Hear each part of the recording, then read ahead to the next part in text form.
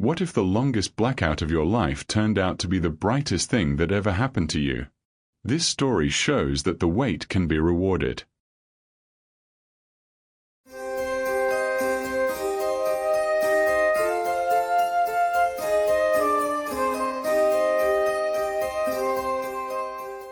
Lagos, July 1983. The city went dark on a Tuesday evening, and nobody knew yet that the lights would stay off for 3 whole weeks. Adize Okonkwo was closing her fabric stall in Balogun Market when the bulbs above her flickered and died. She held a bolt of indigo aso oak against her chest and listened. The whole market went quiet at once, the way a room goes quiet when someone walks in carrying bad news. Then the noise came back, louder. Vendors shouting. Children laughing. A radio somewhere crackling to life on dying batteries. Adize locked her stall, tied her wrapper tighter, and started walking home through streets lit only by paraffin lamps and the orange mouths of cooking fires. At the corner of Martin Street and Broad, near the shuttered bakery, she stopped. A man was crouched on the curb with a small black transistor radio pressed to his ear. He was tall and thin, with careful hands and round wire spectacles that caught the lamplight. He looked up when she paused, and he tilted the radio towards her without saying a word. The voice on the radio was reading the news. The blackout would last days, perhaps longer. Power stations had failed. There were shortages. The currency was unstable. The country was holding its breath. Adize listened until the report ended.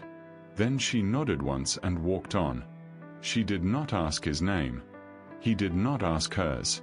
But the next night, walking home again, she found herself slowing at the same corner. He was already there. The radio was already on. His name was Tunde Adebayo. He was 29 years old, a radio engineer trained in Ibadan, now working at a small repair shop on Lagos Island. He had a quiet voice and a quieter laugh. He told her these things on the third night, when the news ended early and neither of them moved. She told him she was 26. She told him her mother had raised her alone after her father left for Kano and never came back. She told him she could read the quality of cloth with her eyes closed, just by the weight of it in her hands. She did not tell him she was engaged. Chukwemeka was a good man.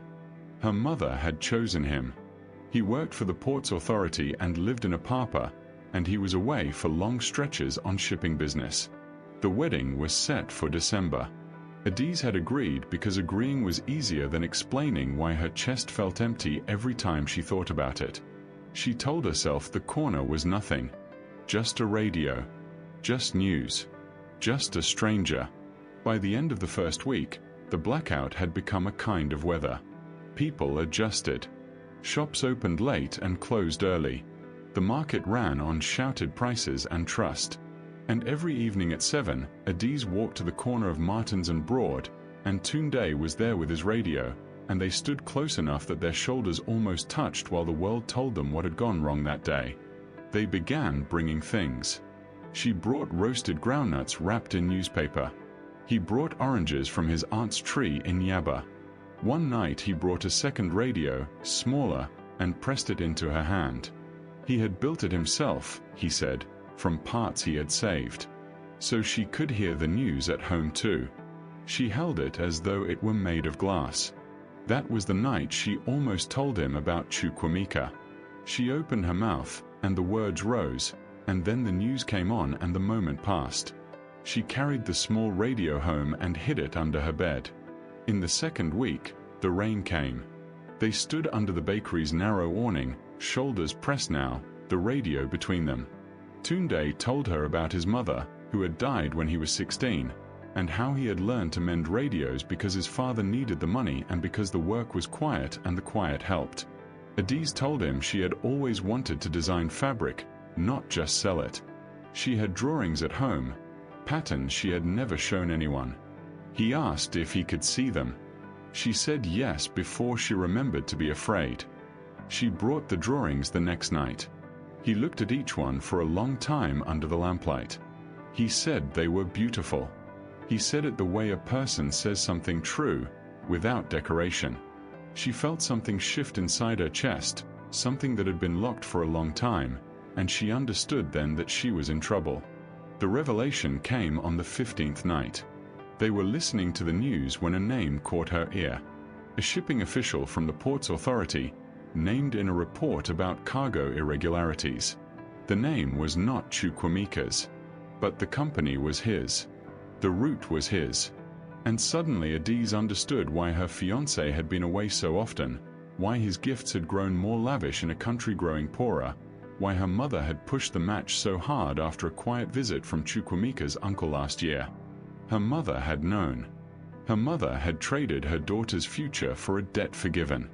Adiz stood very still on the corner. Tunde noticed. He always noticed. He asked what was wrong, and she told him everything. The engagement. The wedding in December. The man she had never loved and now suspected she had never really known. She waited for Tunde to be angry. He was not angry. He was quiet for a long time. Then he said he had suspected something. He said he had seen her hand, the faint mark where a ring had been worn and removed. He had hoped he was wrong. He said he could not ask her to break a promise. He said he would not see her again until she knew what she wanted. He walked away into the dark, and the radio went with him, and Adiz stood on the corner alone for the first time in 15 nights. She did not go to the corner the next evening. Or the next. She went home instead and sat with her mother and asked her the question directly. Her mother cried. Her mother admitted it. The debt, the uncle, the arrangement. Adiz listened without shouting. Then she said she would not marry Chukwuemeka. Her mother begged. Her mother warned her about shame, about money, about what people would say. Adiz said she would rather be poor and honest than rich and asleep. She packed a small bag that night. She took her drawings. She took the small radio Tunde had built her. She moved into a room above a tailor shop owned by her cousin Efima, who asked no questions and charged almost no rent. She wrote a letter to Chukwuemeka and delivered it herself, in daylight, with her head held high. He was colder than she had expected, and that told her everything she needed to know. On the 19th night of the blackout, she went back to the corner. Tunde was not there. She waited an hour. She waited too. She walked home with her hand shaking. On the 20th night, she went again. He was not there. She began to understand that a person can disappear in a city this size and never be found if they do not wish to be. On the 21st night, the lights came back. All at once, across Lagos, the bulbs flickered and held. People came out into the streets and cheered. Adiz stood at her window above the tailor's shop and watched the city remember itself, and she felt the loss of the dark like a hand pulled from hers. She went to the corner anyway. He was there. He was sitting on the curb with the radio off, because the radio did not matter anymore, because there was nothing to listen for now except each other. She sat down beside him. She told him what she had done. She told him about the room above the tailor shop, about the letter, about her mother. She told him she had not come back sooner because she had wanted to arrive with her hands clean. He took her hand. He said he had walked past the corner every night, on the other side of the street, just to see if she was there. He said he had been afraid, and proud, and foolish. He said his name aloud again, the way people do when they want to start over. Tunde Adebayo, radio engineer, in love with a woman who designed fabric in secret. They did not marry quickly. They were careful people, both of them, and they had learned what carelessness cost. But within a year, Adiz had her first small line of printed cloth selling in 3 stalls in Balagan Market, with patterns drawn from her old notebooks. Within 2 years, Tunde had opened his own repair shop on a quiet street in Yaba, with a back room where she kept her drawings and her dyes. They married in a small church in Surulere on a Saturday in the rainy season, with her cousin Efima as witness and his father weeping in the front pew. Her mother came too, in the end. Forgiveness took longer than love, but it came. And every year on the anniversary of the blackout, Tunde and Adiz walked together to the corner of Martins and Broad. They stood under the awning of the old bakery, which had become a chemist shop, and they listened to the small radio he had built her, the one she had kept all those years. They did not need the news anymore. They listened because the dark had given them to each other, and they wanted to remember what it had sounded like before the lights came back. Did you enjoy today's story? Do stay with me for a moment. Do let me know in the comments, which city are you watching from? Did this message touch you? And if you have ideas for future stories, please share them. Your suggestion may become our next video. Leave a like if this message meant something to you.